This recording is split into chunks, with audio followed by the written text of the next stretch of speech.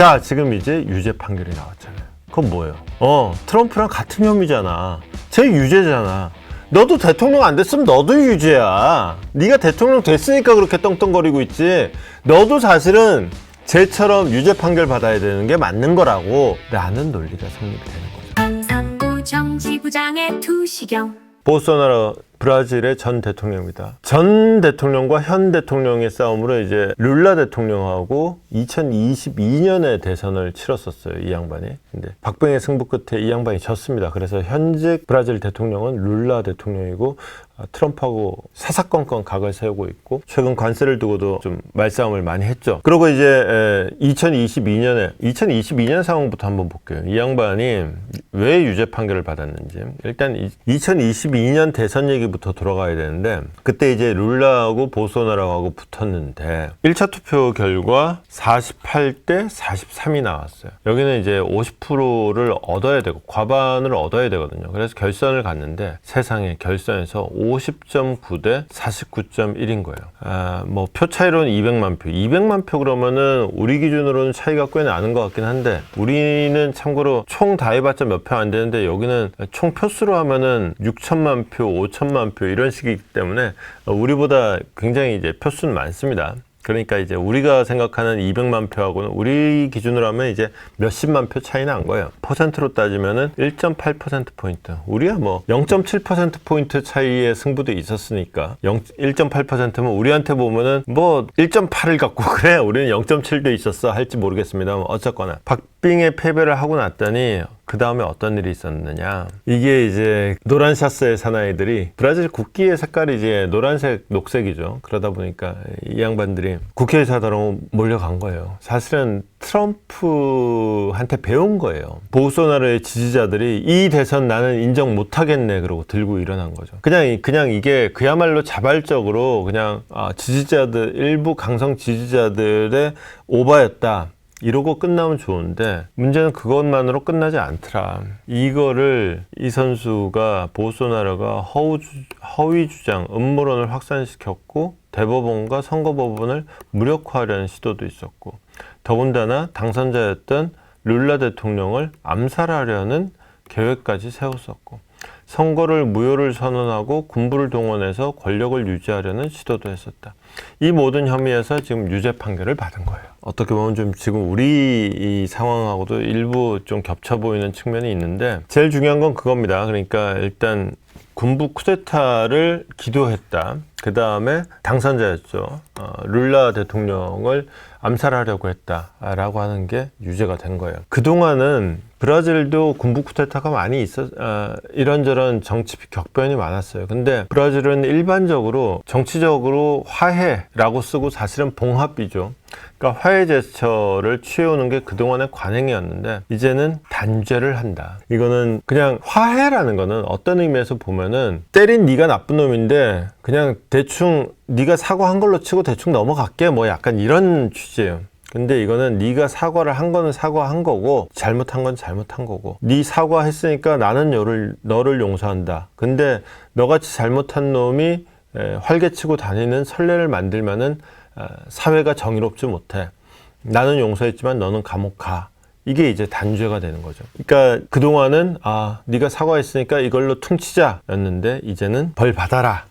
그게 정의다. 근데 그놈의 정의를 앞세워서 제대로 정의가 구현되는 꼴을 우리가 별로 못 본다는 게 좀 흠이긴 한데 브라질로서는 그동안의 브라질의 정치 행태하고는 확실히 다르긴 한 거예요. 왜냐면은 이게 이럴 수밖에 없는 게 당장에 내년에 브라질의 대통령 선거가 또 있어요. 이러면은 이제 이미 79살입니다. 룰라 대통령이. 근데 또 나오려고 그래요. 보소나로도 71살인가 그래요. 그러니까 보소나로만 보면은 나이가 많아 보이지만 하긴 요즘에 71살이면은 뭐 하기에 따라서 뭐 되게 노인 같은 사람도 있지만 대부분은 별로 노인 같지도 않아요. 아무튼 그런 사람이 이제 또 재대결 가능성이 주목받죠. 물론 지금 보소나로는 이런저런 혐의 확정만으로도 대선 출마가 금지돼 있습니다. 근데 지금 현재 브라질의 국회의원으로 보소나로의 아들이 있어요. 그래서 미국 가가지고 트럼프도 만나고 막 그러거든요. 그 양반이 대리 출석할 수도 있고. 어쨌거나 이제 그 보소나로라는 사람이 하나의 구심점으로 있는 한 룰라의 대체 세력은 최소한 조직화된 대체 세력은 있다. 이 상황에서 정치적으로 화해를 한다는 거는 오히려 좀 위험한 선택이죠. 단죄를 해서 얘들은 나쁜 놈이야 라고 낙인을 찍는, 이게 정치적으로 당장 선거를 치르는 입장에서는 굉장히 유효한 전략이에요. 근데 크게 보면, 그 나라 전체로 보면은, 이미 전 세계의 정치 흐름을 보면은 이게 별로 썩 정의를 구현한다는 게 그 나라의 정치 발전에 얼마나 도움이 되는지는 굉장히 좀 의문이 제기되는 부분들이 좀 있죠. 어쨌거나 문제는, 자, 브라질은 그렇게 저렇게 굴러가요. 브라질은 어떻게든 굴러갈 텐데, 문제는 트럼프가 이 보우소나루의 참 후견인 노릇을 계속해왔다는 거죠. 특히나 보우소나루가 2022년 대선 패배 직후에 했던 행동이 트럼프를 따라한 거다라는 게 그 당시에도 많이 나왔었던 것이고, 이후에 하는 반응들을 보면은 트럼프도 그렇게 생각하는 것 같아요. 야, 너 나랑 같은 과구나. 너 그래, 너 같은 사람이 잘 돼야 돼. 나 같은 사람이니까. 약간 이런 느낌이 있거든요. 그래서 지금 앞서 봤듯이 그런 혐의를 가지고 재판이 진행 중인 가운데에서도 트럼프는 명쾌하게 룰라를 저격하거든요. 너 지금 마녀 사냥하고 있는 거다. 왜냐? 그 혐의들이 사실상 자기도 받던 혐의들이기 때문에, 약간 뭐 강론은 다르지만 큰 틀에서 보면 같은 혐의이기 때문에, 자기가 받았던 탄압이 마녀 사냥이었던 듯 보우소나루가 받는 탄압도 마녀 사냥이다. 이게 트럼프의 논리인데, 자, 지금 이제 유죄 판결이 나왔잖아요. 그건 뭐예요? 트럼프랑 같은 혐의잖아. 쟤 유죄잖아.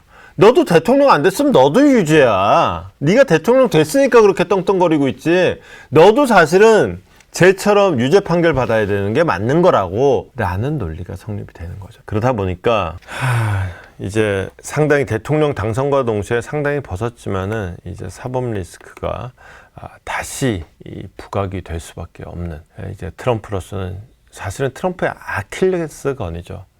사실은 그 의회 난입까지 하면서 했던 그 강성 지지층들 덕분에 이 자리에 있을 수 있겠지만은, 본인 스스로 가장 나쁜 거.